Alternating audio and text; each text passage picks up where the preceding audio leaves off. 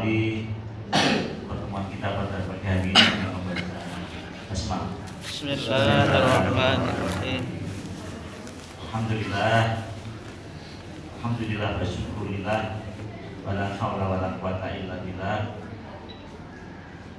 Allahumma sholli ala sayyidina Muhammad wa ala alihi wa sahbihi ajma'in. Rabbi shrah li sadri wa yassir li amri wahlul 'uqdatam min lisani yafqahu qawli. Amma ba'du. Bapak Ibu-ibu yang kami hormati, para tamu yang hadir di Masjid Jogokaryan, kita ucapkan selamat datang, ahlan wa sahlan, dari berbagai tempat ya. Dari mana saja ini Bapak? Dari Lampung. Dari Lampung, Masya Allah. Berapa ini jumlah rombongan? Dua. Yang lainnya dari mana? Mundilan, Pak. Mundilan. Dari Mundilan. Oh, iya. Berapa anggota rombongan? 35, 36. Saya kepada Bapak Ibu yang ingin mengikuti acara studi banding manajemen masjid bisa langsung menuju ke lantai 2 Masjid Jogokaryan. Untuk yang mungkin tidak terlalu megah, yang tidak juga besar, kita ruangannya juga seadanya seperti ini. Tapi memang atas izin Allah sejak tahun 2000, atau tepatnya tahun 1969, kita mulai menerapkan gerakan manajemen modern, ya, dimulai dari pemilihan ketua DKM atau ketua takmir secara demokratis. Hal mana kebiasaan ini belum dilakukan di masjid-masjid lain, tapi pemilihan ketua takmir secara demokratis ini ternyata berdampak positif. Artinya kemudian ada legalitas atau pengakuan dari jamaah atau warga Jogokaryan, sehingga pengurusannya diakui dan warga berjamaah Masjid Jogokaryan ini kemudian bisa melakukan hal-hal yang merupakan kelanjutan dari tekad kita untuk mengembalikan fungsi masjid ini seperti di masa Rasulullah. Jadi manajemen masjid itu intinya adalah mengembalikan fungsi masjid seperti di masa Rasulullah. Kita tahu bahwa masjid di masa Rasulullah itu mempunyai peran yang besar dalam mewarnai kaum muslimin ketika itu. Masjid sebagai tempat beribadah, selamat datang kepada rombongan. Masjid juga sebagai tempat untuk menuntut ilmu. Masjid juga sebagai tempat musyawarah, ya. Masjid juga untuk mengobati warga atau kaum muslimin yang sakit. Masjid juga untuk mengatur strategi, bahkan juga untuk latihan perang dan seterusnya. Namun nampaknya untuk kondisi sekarang ini masjid menjadi sangat minimalis dalam peranannya. Masjid hanya sebagai tempat sholat dan pengajian itu saja, ya. Kemudian tidak ada fungsi-fungsi yang lain yang sebenarnya di masa Rasulullah masjid itu sangat besar artinya dan peranannya bagi kaum muslimin. Dan satu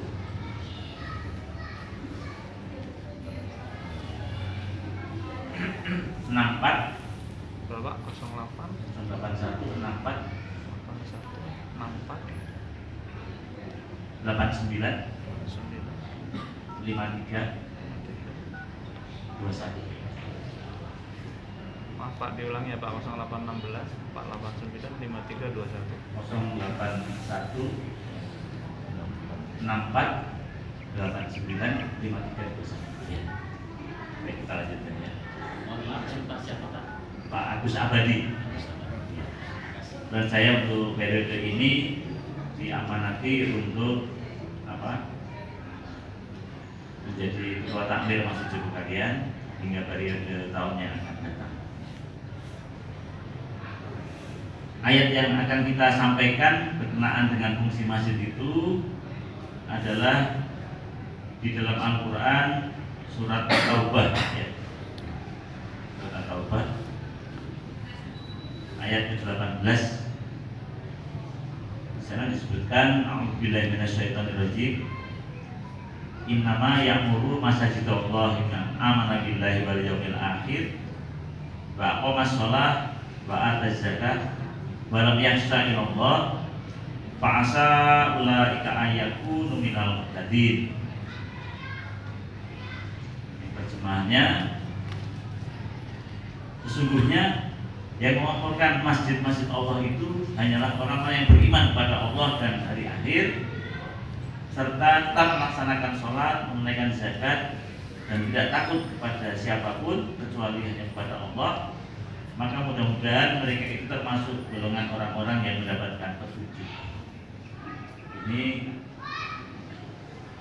semangat kita memakmurkan masjid itu adalah orang-orang yang beriman pada Allah dan hari akhir, kemudian tetap melaksanakan sholat, menunaikan zakat, dan tidak takut kepada siapapun atau tidak takut kepada apapun kecuali hanya kepada Allah.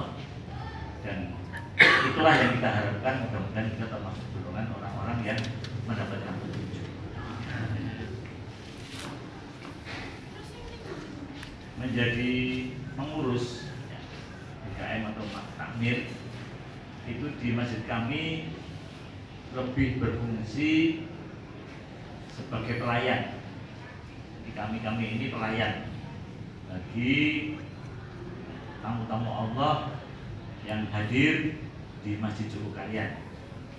Jadi kami ini pelayan yang harus melayani sebaik mungkin apa yang menjadi kebutuhannya, apa yang menjadi perluannya, itu yang kita utamakan, baik dari kampung Joko Karyan sendiri maupun dari luar kampung Joko Karyan.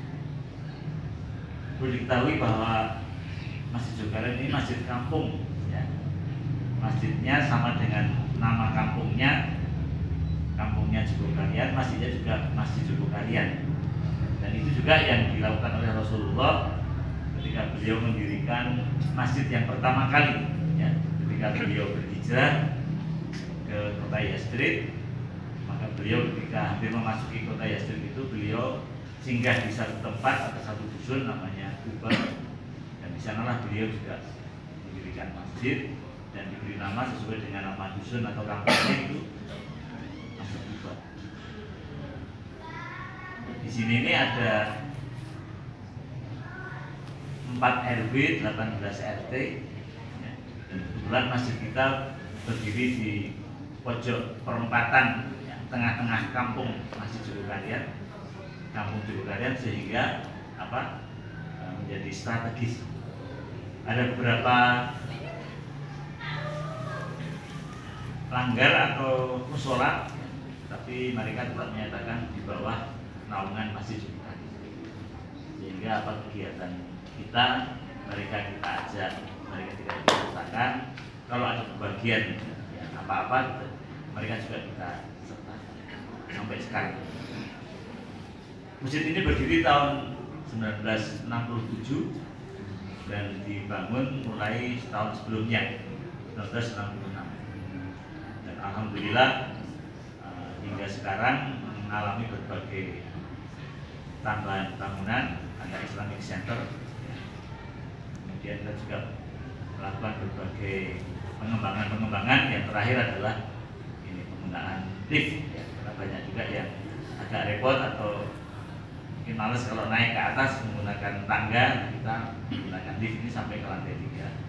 Ini belum sebulan ya kita meresmikan penggunaan lift ini dengan biaya 500 juta, dan alhamdulillah dalam tempo 3 bulan itu sudah tercukupi dananya. Baik, masjid ini berusaha untuk menjadi yang paling terang di kampung Joko Karyan di saat malam hari. Maka Bapak itu bisa melihat ciri khas Masjid Joko Karyan ini, kalau di malam hari lampunya tidak pernah dimatikan. Di lampunya mulai menyala sebelum datang waktu maghrib dan baru dimatikan nanti setelah surut. Dan pintunya selalu terbuka, tidak ada yang tertutup ya, kecuali mungkin 1-2 ruangan yang vital yang harus dijaga dari hal yang tidak baik atau dari pihak-pihak yang tidak punya niat yang tidak baik. Nah itu kita selebihnya kita buka, sehingga di sini kalau yang ingin begadang atau begadang ya Pak, kalau rumah irama kalau tidak ada perlunya jangan begadang. Tapi kalau misalnya di rumah suntuk, Assalamualaikum warahmatullahi wabarakatuh. Lampunya menyala sepanjang malam, pintunya juga terbuka 24 jam. Siapapun yang akan berjamaah meramaikan, menghidupkan suasana masjid dipersilakan. Bahkan yang akan menginap ya, dengan tanpa dipungut biaya kita juga menyediakan tempatnya. Tapi yang berbayar juga ada di lantai 3 ini, ada 11 kamar dan 2 kamar yang di sebelah selatan itu gratis ya. Bagi musafir atau siapapun yang ingin tidur di sana itu juga diperbolehkan sepanjang tidak ada yang menempati. Kemudian masjid ini dilengkapi dengan toilet 24 dan tempat duduk itu 35. Jadi tolong kalau masih ada waktu dicek ya, hitungannya benar atau salah ya Bapak ya. Sekitar itulah. Mungkin ada penambahan di sini, mungkin belum saya hitung lagi, tapi kalau tidak ada 35 tempat wudhu dan toilet 24. Dari semua arah kita membangun, sehingga dari manapun jamaah itu datang kita sudah melayani dengan baik tentang toilet. Sebab biasanya yang datang dari jauh, yang dari dekat saja, itu biasanya yang dicari itu bukan tempat wudhu, tapi toilet dulu ya. Bapak Ibu mungkin kalau rekreasi kemana, nah, kemudian rombongan ingin berhenti, biasanya bukan ke tempat wudhu tapi ke toilet dulu. Maka kebersihan toilet itu dan hal yang tidak membuat kita tidak nyaman, nah itu harus kita hindari. Jangan sampai ada toilet kok aromanya aroma khas ya, asam amonia ya, atau aseton pesing ya. Jangan sampai itu, kita jaga betul. Kan ada kita ini rekreasi kemana, mau senang-senang, tapi karena di jalan kita ingin berhenti di sebuah masjid untuk BAB atau buang air kecil, masjidnya bagus, tapi ketika mau ke toilet ternyata Masya Allah, ini orang budaya saja bisa ya, karena aromanya itu aroma amonia itu ya. Apalagi ternyata gayungnya tidak ada, kancingnya tidak ada, Masya Allah, airnya juga kotor. Itu jangan sampai terjadi di tempat kita. Apalagi kemudian pas dibuka, Masya Allah, ada peninggalan orang terdahulu di situ, wah jangan sampai. Jadi di sini toilet, tempat wudhu harus bersih dan lancar airnya. Kemudian tempat parkir juga kita jaga, kita adakan, dijaga oleh 5 security giliran, dan kita gaji mereka per bulan 2 juta. Kemudian juga untuk melayani yang menginap, kita juga menyediakan 5 tenaga sufah atau penginapan, kita juga gaji 2 juta. Demikian juga tugas marbot ada 5 juga kita gaji 2 juta. Nah Bapak Ibu nggak usah khawatir di sini, karena di sini tidak ada tulisan pengumuman. Hati-hati dengan barang Anda, harus dijaga masing-masing. Kalau ada kehilangan, takmir tidak bertanggung jawab. Tidak ada tulisan seperti itu. Saya juga kalau punya tulisan seperti itu, mendingan saya copot saja. Di sini meskipun sandalnya hilang, jangan khawatir Bu. Nanti lapor ke pengurus, insya Allah sandalnya akan diganti ya. Oh, tapi mahal Pak, berapa harganya? 200.000 akan kita ganti. Bukan sandal yang hilang apa? Sepatu insya Allah akan kita ganti. Tapi harganya mahal berapa? 500.000 akan kita ganti. Lain kali, oh saya goes sampai di Masjid Jokaret kok sepeda saya hilang, insya Allah akan kita ganti. Jangan khawatir, ya. Karena di sini ada CCTV yang memantau apa yang kita kerjakan di sini. Semua ruangan terpantau. Ya. Bukan sepeda Pak yang hilang apa? Sepeda motor, insya Allah akan kita ganti. Itu pelayanan. Yang belum bisa adalah ketika di Masjid Jokaret kehilangan istri, mohon maaf. Silakan untuk cari istri lagi. Oh, bukan. Silakan untuk cari istrinya yang hilang, gitu ya. Kalau sudah kita cari istri lagi ya, nanti yang silakan sampai Masjid Jokaret ya. Jadi begitulah kita berusaha melayani ya, supaya jamaah ini merasa aman dan nyaman ya, dan lagi kerasan di masjid ini. Kemudian ketika kita menunaikan sholat, imam kita siapkan imam yang terbaik dari Ustaz Wafi Abdul Kudus, yaitu juara MTQ nasional untuk tingkat remaja. Dia kita tugasi di sini. Dia masih muda, masih kuliah ya. Ada satu lagi Ustaz Alvin, dia masih KKN sekarang. Ini ada dua imam kita, ditambah satu lagi ini apa ya? Saya lupa namanya, magang atau apa dari Sekolah Tinggi Ilmu Dakwah dan Komunikasi Ar-Rahmah Surabaya. 1 tahun di sini, Ustadz Abdul Rizki. Dan mereka-mereka itu menjadi idola bapak-bapak ibu-ibu, ya. Karena Ustadz Wafi itu masih bujang, Ustadz Abdul Rizki juga masih bujang. Ibu-ibu ini suka kalau ada mereka. Pengennya itu ngambil mantu aja. Saya juga pengen ngambil mantu ya, tapi apa daya, anak saya namanya Haikal ya. Jadi itulah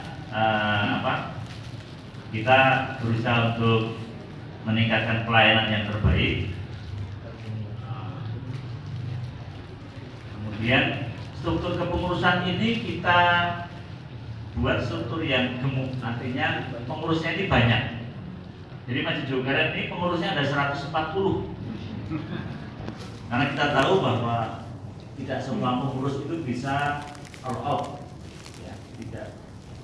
Mereka mungkin ada yang punya waktu sekitar 50%, ada yang total 100%, ada yang 25%. Jadi itulah, ini saya kira secara sunatullah ada juga anggota pengurus yang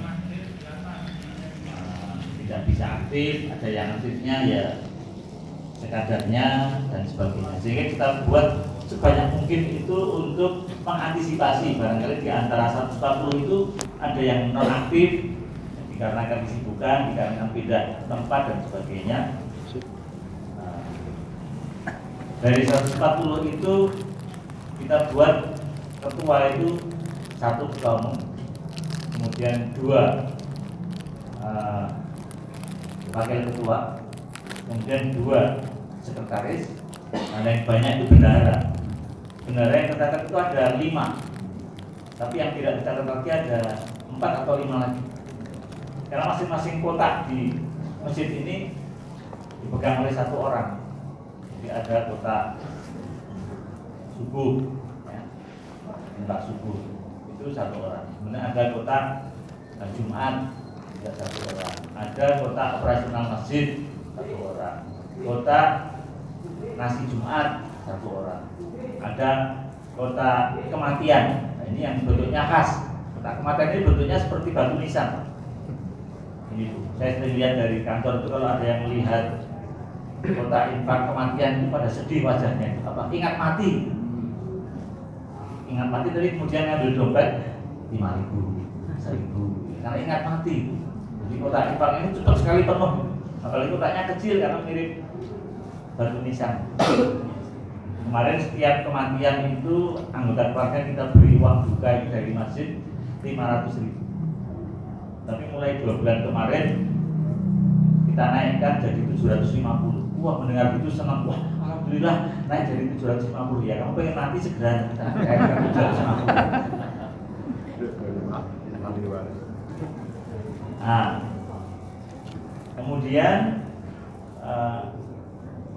dalam pelayanan ini kita tentu membutuhkan pembagian tugas ya. Di sini kita sebut sebagai biru.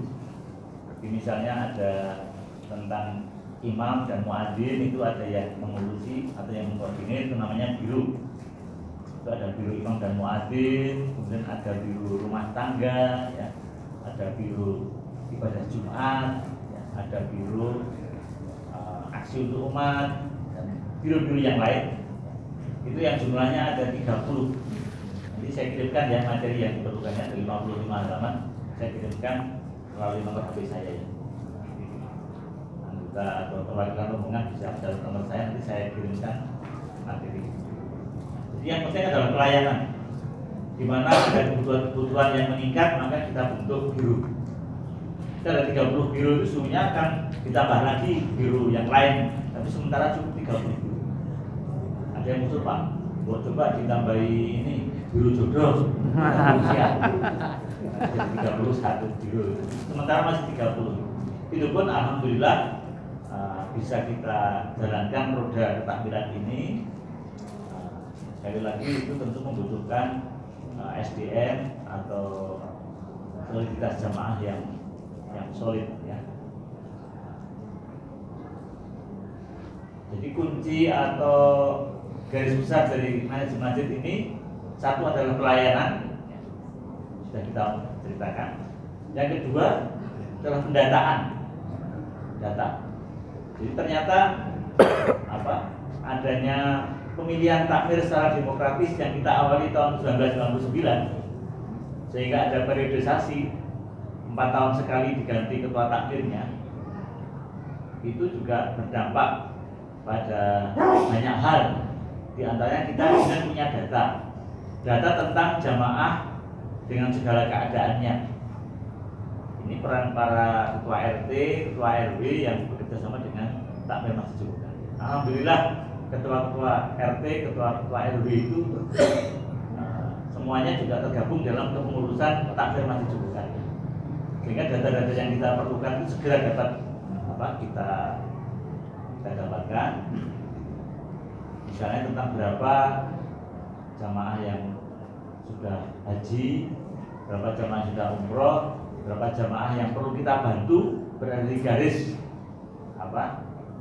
kebutuhan yang harus kita bantu atau garis kemiskinan, itu sudah kita data, sehingga takmir harus membagi ya, bantuan itu tidak salah sasaran.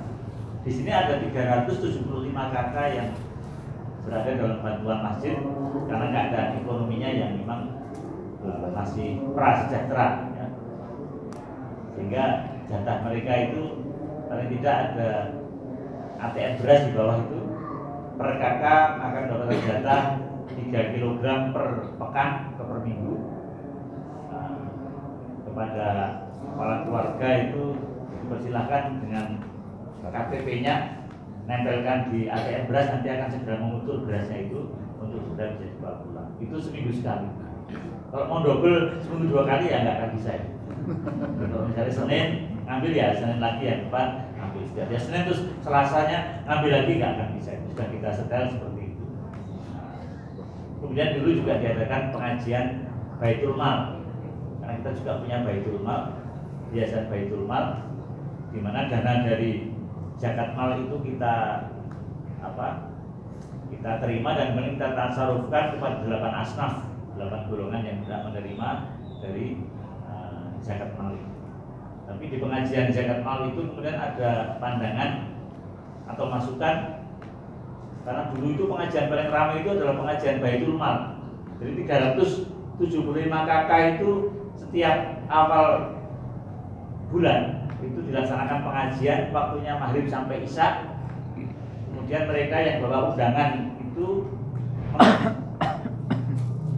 menukarkan undangan ini dengan paket sembako. Ada beras, ada minyak, ada gula, ada nugget, ada abon dan sebagainya. Tapi ternyata pengajian ini nggak efektif. Dulu kan harapan kita, mereka dengan rajin ke masjid, dengan menerima paket sembako itu mereka akan rajin ke masjid. Tapi ternyata rajin ke masjidnya pas cuma ngambil sembako aja itu. Habis itu datang lagi ya bulan depan. Kita analisa ternyata banyak yang seperti itu. akhirnya untuk terapi kita evaluasi pengajian itu dihentikan untuk sementara. Supaya mereka juga merasakan wah ternyata kita butuh sekali ini sembako seperti yang waktu sebelumnya. Nah ini supaya mereka itu merasakan. Ada juga yang pengajian saja nggak ikut, hanya ikut nukarkan itu undangannya itu. Itu aja yang datang sininya bawa mobil gitu lah itu. Sehingga itu harus dievaluasi ulang ya. Program itu apakah tepat sasaran atau tidak. Jadi sementara untuk yang itu di stop. Pendataan ya. Kemudian juga kita pernah mengadakan gerakan sholat subuh berjamaah itu untuk mencari data seberapa persen jamaah kita yang sudah sholat subuh, yang sudah sholat 5 waktu di masjid, bahkan yang sudah bisa melaksanakan sholat meskipun sholatnya di rumah. Jadi kita pernah mengadakan gerakan mensolatkan orang hidup. Maksudnya adalah kita mengajak jamaah sholat itu untuk bisa melaksanakan sholat. Jadi kita dari masjid ini jemput bola ke jamaah-jamaah yang kita sinyalir belum bisa sholat atau tidak sholat, kita beri tanda tali asih itu. Kalau laki-laki kita beri sarung, kalau ibu-ibu atau perempuan kita beri rukuh atau mukena. Mulanya mereka heran, ini Pak, saya dari masjid kalian memberi tali asih berupa sarung. Itu apa ini? Itu teman ronda ya? Enggak Pak. Saya belum bisa sholat, belum bisa. Kapan Bapak ada waktu, nanti akan kita ajari tentang tata cara sholat. Nah ibu-ibu juga begitu. Ini Bu, maaf dari takmir masjid kalian menyampaikan ini. Apa ini? Kok kayak kain kafan? Oh bukan. Rukuh atau mukena untuk sholat. Saya nggak bisa sholat. Baik, kapan itu ada waktu nanti kita belajar tentang sholat. Nah, begitu, dan alhamdulillah tanggapannya positif, antusias, sehingga yang bisa sholat meningkat dan kemudian tinggal mengajak mereka ke masjid. Untuk mengajak ke masjid itu kita mengadakan gerakan sholat subuh berjamaah. Jadi kita pernah membuat undangan seperti undangan manten, resepsi manten itu ya. Warnanya matching, tulisannya itu tinta emas, bersampul, ada pita, harum lagi, ya. Tulisannya undangan. Seperti manten itulah. Kepada YTH Bapak Ibu Saudara, bukan. Assalamualaikum warahmatullahi wabarakatuh. Mengharap kehadiran Bapak Ibu sekalian pada hari Ahad, ya, tanggal sekian, bulan sekian, tahun sekian, pukul 4 pagi bertempat di Masjid Jogokarya. Ketika kita sampaikan itu kaget tuh, itu ada undangan jam 4 pagi ya dibaca Pak, hanya baca dilanjutkan acara sholat subuh berjamaah, dilanjutkan dengan kulsub, ya, kuliah subuh singkat, dilanjutkan dengan sarapan pagi bersama. Nah, kalau ada sarapannya saya mau berangkat. Makan-makan gitu, orang saya nolak. Kalau tempat kami begitu, saya kira tempat Bapak Ibu kita ya. Oh, sama juga ya. Waktunya harus ada makan-makan. Beda. Jadilah kita mengadakan tradisi hari Ahad itu ada makan-makan. Cuma karena kemudian Ahad ini sudah ramai, kemudian makan-makannya dipindah di Jumat. Oh gitu. Itu bervariasi, kadang burju atau bubur kacang hijau, diselingi nanti buriang, bubur ayam, kemudian juga diselingi burcek, bubur sambal krecek. Jadi ada variasi. Nah begitulah cara kita untuk melayani jamaah. Kemudian ada juga jamaah yang sakit-sakitan. Nah, kemudian kita berupaya untuk membuka poliklinik. Ada dokter jaga, ada paramedisnya, dan insya Allah tidak mahal, bahkan itu sangat murah. Karena kita menopangnya dengan kotak infak yang ada. Jadi kotak infak di Masjid Jogokarya ini kreatif Pak. Kotaknya banyak, kemudian lubangnya besar dan lebar. Sehingga kalau Bapak Ibu itu mau memasukkan di kota infak itu misalnya 100-an ribu jumlahnya 20 lembar. Itu masukkan amplop saja. Dan insya Allah itu lubangnya akan cukup untuk dimasuki. Ya, beda dengan masjid-masjid yang lain. Maaf ya, itu lubangnya itu kecil dan pendek. Jadi mau nyumbang 300 ribu aja itu harus melipat-lipat uangnya selesai. Nah, kita permudah bagi mereka yang ingin menyumbang dalam jumlah besar itu lebar dan panjang. Alhamdulillah dengan model seperti itu yang masuk juga lebih banyak daripada yang dulu ketika masih kecil. Tapi apakah ada yang hilang ya? Itu resiko ya. Tapi itu hanya kasuistik saja. Misalnya ada anak-anak yang kreatif ya. Anak-anak takmir juga ada main-main kemudian untuk bawa lidi sama lem itu di. Ya. Tapi kan terpantau di CCTV sehingga ya tidak banyak lagi hilang. Ada yang kehilangan mungkin dalam jumlah besar justru ketika pandemi ini ada anggota marbot kita yang dulu kita daftar siapa yang mau untuk menjadi marbot ternyata ada dari Gunung Kidul itu daftar. Mohon maaf bisa ditutup itu. Yang ibu bisa tutup supaya suaranya masuk.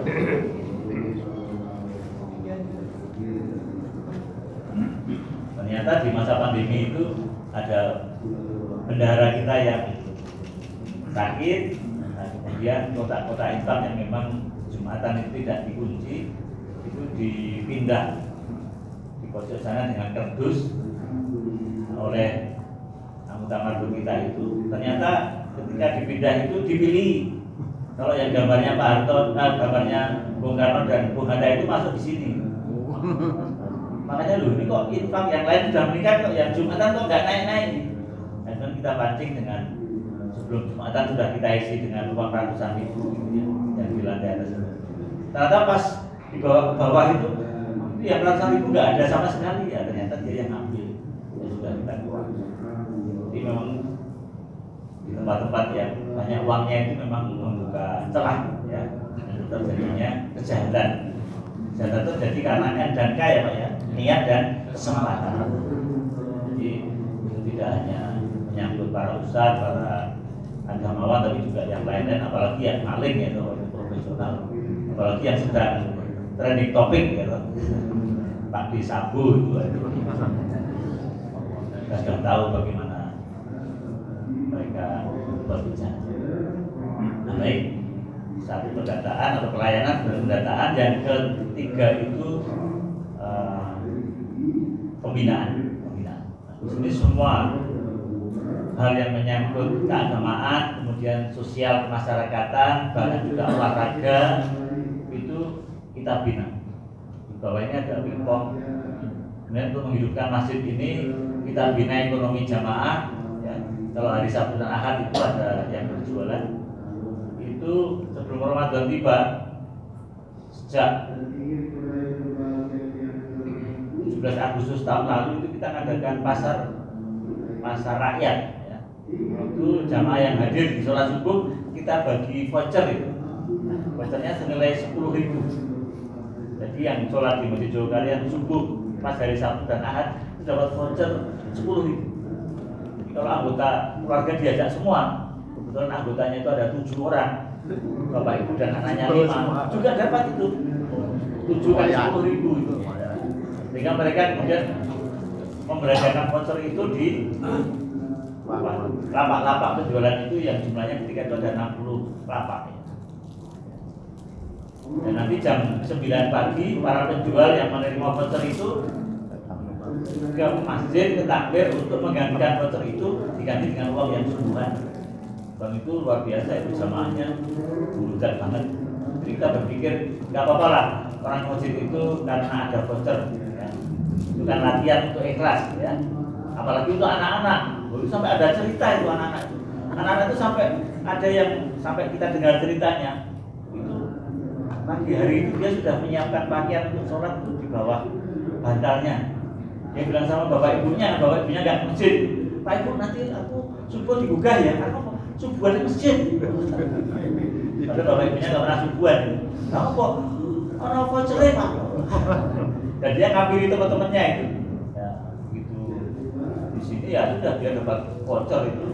Kalau yang kita gabro dia dapat 3. Ya. Kalau itu muter dari belakang minta lagi. Kreatif. Ya, senang sekali ya. Anak kecil dapat voucher 30.000 itu bisa jajan sepuasnya itu. Nah, itu. Ya kita ketawa aja ya kok kreatif gitu ya. Tapi karena kemudian memasuki bulan Ramadan, kita ada acara yang besar yaitu Kampung Ramadan Jogokarian dengan pasar sorenya. Ya, untuk sementara pasar rakyatnya dihentikan. Mungkin di bulan Oktober kalau tidak ada halangan akan kita mulai lagi. Nah itu tentu juga berisiko pengeluaran dana yang tidak kecil. Itu ya per minggu atau per pekan untuk 2 hari Sabtu dan Ahad itu ya kurang lebih 40 juta harus kita keluarkan. Untuk ganti voucher itu loh Bu. Jangan dapat voucher tapi malah nggak ada yang diganti lah itu. Kasihan terjual. Nah, itu pembinaan. Demikian juga di bidang-bidang yang lain nanti akan bisa naik jauh. Dan yang keempat itu adalah pemberdayaan. Pemberdayaan itu yang menyangkut pemberdayaan kesenian, kemudian ustadz, ya, atau mubalik, pemberdayaan ekonomi. Untuk di masa kepengurusan saya ini, untuk para ustadz itu kita berdayakan untuk kuliah subuh itu kita laksanakan tiap hari. Setelah sholat subuh, ustadz langsung ke mimbar untuk menyampaikan materi kultum kuliah 7 menit. Dan kita batasi betul, meskipun namanya kultum itu maksimal 15 menit. Itu setiap ustadz itu tampil 21 hari sekali, 3 minggu sekali. Jadi kita menyediakan ada 21 ustadz. Yang dulu masih 14 ustadz, sekarang 21 ustadz. Dan itu semua dari dalam. Disitulah kita mencoba untuk mengadakan kaderisasi sehingga teman-teman adik-adik kita yang masih belajar kita beri kesempatan untuk tampil. Kita beri mereka panggung atau mimbar sehingga mereka bisa belajar untuk menjadi ustadz. Insya Allah kalau dia belajar jadi ustadz, belajar jadi khatib, nanti akhlak juga akan menjadi baik. Minimal untuk sholatnya mereka juga akan lebih rajin ke masjid. Masa ustadz kok malas ke masjid kan gitu ya. Masa ustadz kok perilakunya jelek. Maka kita berusaha memberdayakan kita ini untuk menjadi para ustadz, para khatib di masjid kita. Kemudian dari sisi ekonomi kita juga berupaya membantu, misalnya untuk sebuah Jumat. Bukan sekarang alhamdulillah bisa 800 nasidus dan itu bersinergi dengan jumlah jamaah yang datang di sini. Karena habis Jumat itu jamaah bisa menikmati makan siang di masjid ini dengan 800 sego Jumat ditambah para donatur atau dermawan yang memberi sego Jumat ini sampai 200-an sehingga ada 1000 sego Jumat. Pemandangannya indah. Setelah sholat kemudian ada yang makan-makan di sini tuh di bawah itu nyaman sekali. Sehingga banyak juga yang tempatnya jauh, kemudian mereka pilih aku tak sholat di masjid Jogaran karena sebuah Jumat. Berarti para karyawan, buruh-buruh itu ya daripada harus beli mengeluarkan uang 15.000, 20.000 mendingan di masjid Jogaran sekalian ada makan siangnya. Nah itu juga berdampak kemudian kepada pemasukan infak Jumat. Pra pandemi itu infak Jumat kita alhamdulillah sampai 18 juta. Ketika pandemi datang, kemudian banyak masjid ditutup, kita juga kemudian menyarankan kalau tidak sehat sholat di rumah saja. Nah, itu sampai turun ke angka 1 juta, 2 juta, 3 juta, dan sekarang sudah mulai kembali ke 13 juta per Jumat. Dan itu nggak usah mikir nanti ngitungnya pusing ini takmir. Enggak, insya Allah kalau ngitung uang saya gampang ya. Kita membuat kesempatan kepada yang berjualan, silakan kalau mau nukar uangnya di Masjid Jogan silakan boleh, tapi juga sambil ngitung uangnya. Kayak saya ini juga kalau Jumat ikut ngitung kan ikut nukar uang dengan uang 5.000 sehingga kita bisa untuk apa ya, keperluan kita sendiri. Nah, itu pemberdayaan. Nah, pengadaan Sugo Jumat itu juga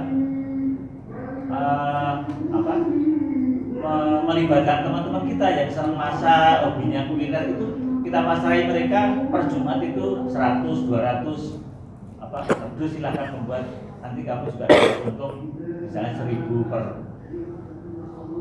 Sugo Jumat kita berikan, asal masakannya standar enak ya. Kalau kita cek nanti, kalau nggak enak nanti kita peringatkan, kalau tetap nggak enak terpaksa harus kita ganti dengan teman yang lain yang masaknya enak. Ya. Kemudian setelah pemberdayaan adalah pertanggungjawaban. Kita di setiap 1 Syawal itu semua warga Jogokarian kumpul di masjid ini untuk halal bihalal, syawalan, saling memaafkan, dan itu juga sekaligus momentum untuk melaporkan semua kegiatan kita selama 1 tahun dan laporan keuangan lengkap melalui buletin Idul Fitri, disingkat BULIF. Biasanya ada ini BULIF ya. Ini kita cetak setiap menjelang Ramadan, menjelang Idul Fitri. Nah, ini untuk laporan kegiatan jamaah. Nanti dibagi gratis, cuma mengganti ongkos cetak. Alhamdulillah. Kemudian kita cetak ulang, kita perbanyak. Jadi kepada tamu-tamu yang datang di sini nanti insya Allah mendapatkan ini ya, sepanjang masih ada persediaan. Nah, disitulah ada pertanggungjawaban kegiatan dan ada periodisasi kepengurusan, yaitu 4 tahun sekali. Itulah jadi garis besar dari materi manajemen masjid adalah pelayanan, pemetaan, pembinaan, pemberdayaan, dan yang terakhir adalah pertanggungjawaban. Sasarannya adalah supaya kita ini menjadi masjid yang kaya. Kaya apa itu? Masjid yang kaya itu maksudnya adalah satu masjid yang kaya dengan ide-ide dan gagasan. Sini kadang-kadang ide gagasan itu malah muncul bukan di rapat-rapat formal, tapi kadang di angkringan masjid ini lah. Angkringan ini kan bukanya hampir 24 jam. Sebelum jam 4 itu sudah siap minuman itu. Sampai jam 2 siang, nanti diganti dengan yang berjualan dari yang lain sampai jam 2 dini hari, jam 1 dini hari. Nah, kadang kita memutuskan penting itu malah diangkringan. Orang sering bilang angkringan itu tempatnya ngomong yang jorok-jorok untuk gibah. Ya, angkringan di sini itu malah untuk kumpulnya teman-teman masjid itu supaya nanti tiap hari bisa ketemu kalau memang mereka senang angkring di sini. Yang kami sampaikan nanti kalau akan ada pertanyaan ya, kami sediakan waktunya. Itu, assalamualaikum warahmatullahi wabarakatuh. Silakan kepada yang akan bertanya ya, ini bisa merata supaya teman-teman dari perwakilan bisa menyampaikan pertanyaan. Kemudian dari mana dan namanya itu. Terima kasih. Assalamualaikum warahmatullahi wabarakatuh. Terima kasih kesempatannya Pak Ustaz. Nama saya Ali dari DKM Masjid Baitus Salam, Bandar Lampung. Mungkin langsung saja yang ingin saya sampaikan. Kebetulan saya jadi ketua DKM di masjid perumahan gitu kan. Masjidnya masih besar gitu kan, tapi jamaahnya masih sedikit belum makmur. Mungkin baru 2 sof, 3 sof. Yang ingin saya tanyakan, jadi di lingkungan perumahan kan beda gitu kan dengan di lingkungan masyarakat besar seperti di sini gitu. Di lingkungan perumahan itu rata-rata kayak orang yang udah punya gitu loh kan. Nah, yang ingin kami tanyakan kira-kira pakai metode apa gitu ya untuk menarik supaya jamaah itu bisa antusias untuk hadir selalu minimal di sholat 5 waktu. Terima kasih. Assalamualaikum warahmatullahi wabarakatuh. Terima kasih atas waktunya Pak Ustaz. Gus, saya Ahmad Yani, mungkin wakili dengan pengurus Masjid Jami Syuratul Mustaqim Google Mas Indah, Kecamatan Karawaci, Kota Tangerang. Mungkin yang pertama kami ingin mendapatkan penjelasan langsung yang selama ini hanya mengetahui berdasarkan informasi terkait dengan saldo Masjid Joko Harian itu selalu nol. Berbeda dengan banyak masjid di seluruh Indonesia, mereka berlomba saldonya puluhan bahkan ratusan juta rupiah mengendap dan mungkin disimpan di salah satu bank. Jadi terkait dengan yang 0 rupiah tadi saldo masjid, mohon informasinya. Dan untuk bagaimana supaya masjid ini bisa ramai, ya sholat berjamaah jadi banyak, ya tentu masjidnya ini dibuat nyaman. Itu kalau bisa lebih bagus, lebih indah, lebih nyaman daripada di rumah kita. Itu memang satu data yang sangat mulia, tapi juga ada konsekuensinya. Jadi jangan sampai masjid itu secara bangunan juga memprihatinkan. Kemudian juga kipas anginnya mungkin sudah sering macet, lampunya ya bunyi, lampunya juga mungkin sangat minimal sehingga tidak terang, imamnya juga mungkin seadanya. Sering ya ada imam, masya Allah